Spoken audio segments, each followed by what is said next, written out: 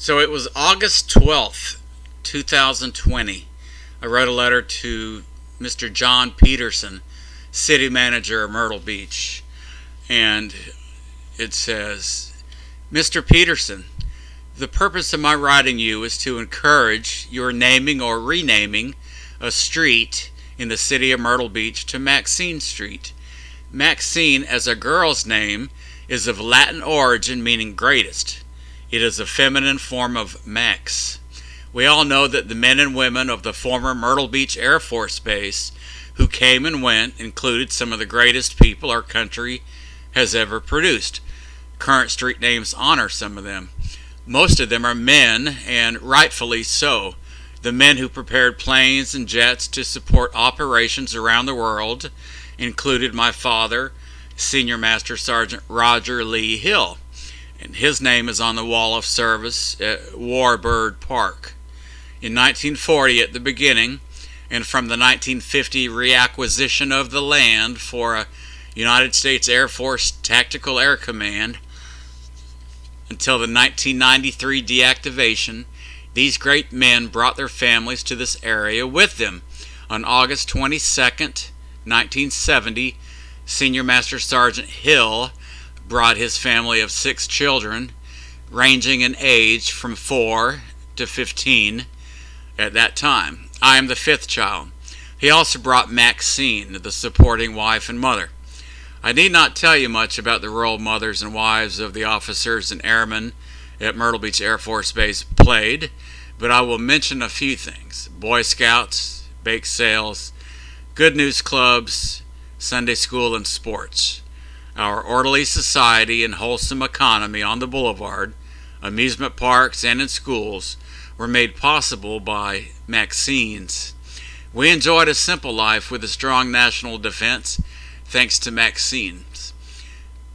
We lived in the duplex house behind the street light on Vine Street, now Seagate Village. They gave us one of the bedrooms from the other side for a 4th bedroom because Tammy Anderson was an only child. It is no surprise that a name I submit for street memorial had one of the largest families to occupy base housing. From 1975 all the way to 1993, Maxine was a civil service employee of the Department of Defense. Among the areas she served was the wing commander, the education office, mortuary affairs, and civil engineering. In her own right, she was the warrior of the base, while at the same time supporting the Leave It to Beaver lifestyle we lived.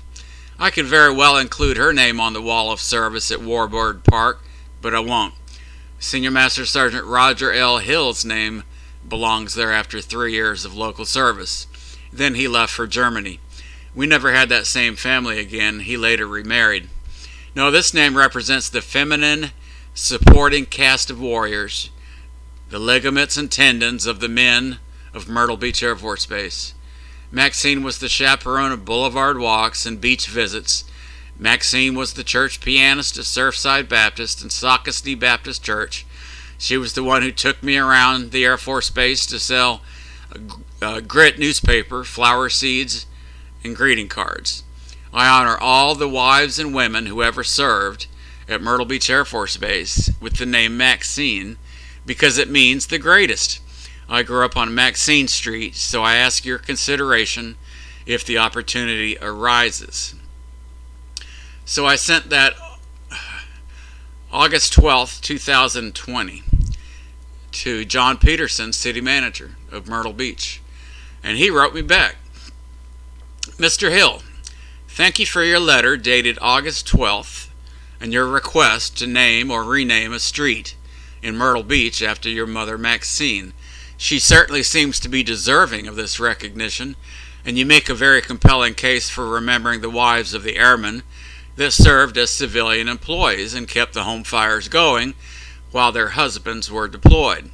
Under South Carolina state law, the Planning Commission of each municipality has the responsibility for naming or renaming streets. I have taken the liberty of copying this letter as well as your original to the members of the Planning Commission so they can keep this in mind when they name future streets as the former Air Force Base continues to develop. Thank you again for your letter. Your mom reminds me of mine. Sincerely, John Peterson.